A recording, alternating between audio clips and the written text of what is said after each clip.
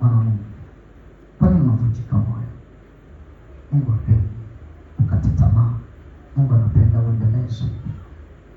Wewe uliyesikia kukata tamaa, kuna wengine mpaka wanatamani kuhama kanisa, sio suluhisho.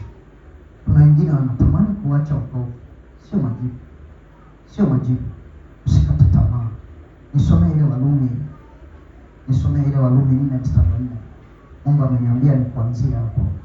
Ile Warumi 4 na mstari wa 4. Ninaomba unisomee.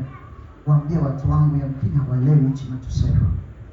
Hebu nisomee Warumi 4 na mstari wa 4. Soma kwa kipengele kituo uone kitu Mungu anachotuagiza hapo, tuelewe. Nitasoma Warumi 4 na mstari wa 4. Naam. Biblia inasema, lakini kwa mtu afanyaye kazi, ujira wake hauhesabiwi kuwa ni neema. Ujira wake hauhesabiwi kuwa ni neema, bali kuwa ni deni.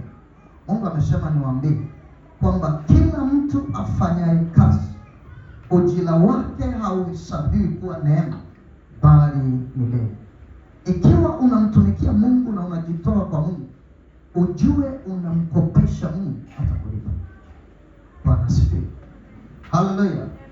Kila afanyaye kazi, ujira wake hauhesabiwi neema, kwamba inawezekana ukapata. Kila afanyaye kazi, ujira wake hauhesabiwi kuwa ni neema. Usikate tamaa, mwana wa Mungu, kwa mambo unayoyapitia.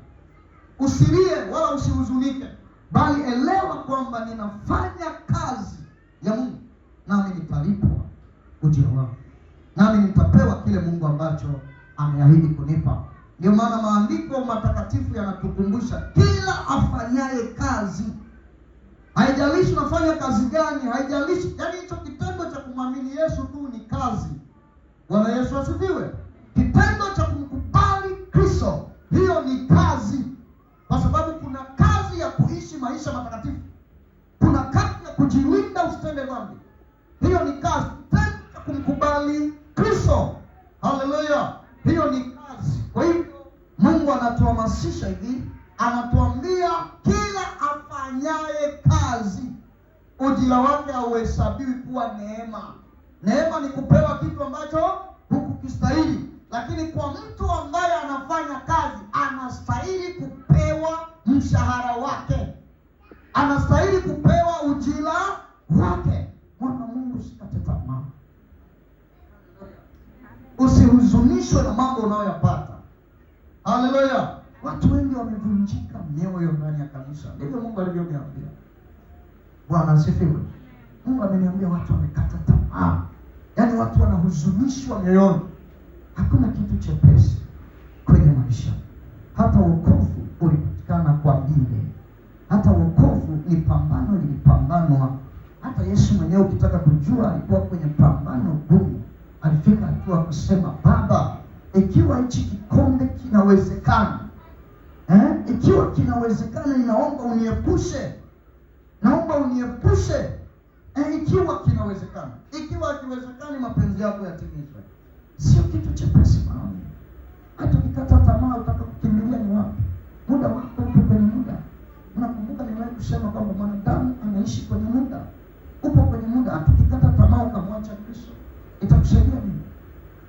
Hata ukihama kanisa unafikiri ndio utaongezeka? Unafikiri ni sahihi? Mungu anakataa. Anasema msikate tamaa, kwa sababu Mungu tuliye naye ni Mungu mwenye nguvu kuliko vile tunafikiri. Kama hajakujibu kwa wakati huu ulio nao, uamini kwa wakati ujao atakupa. Kwa wakati Mungu anaoona kwa kimsaidi atakufanyia. Bwana Yesu asifiwe. Usikate tamaa mwana Mungu. Usikubali kuvunjika moyo kwa sababu ya mambo unayopitia. Je, ni uchungu? Je, ni nini kinachoweza kukusumbua? Nampenda Paulo. Anasema ni kipi kitatutenga na upendo wa Mungu? Haleluya. Je,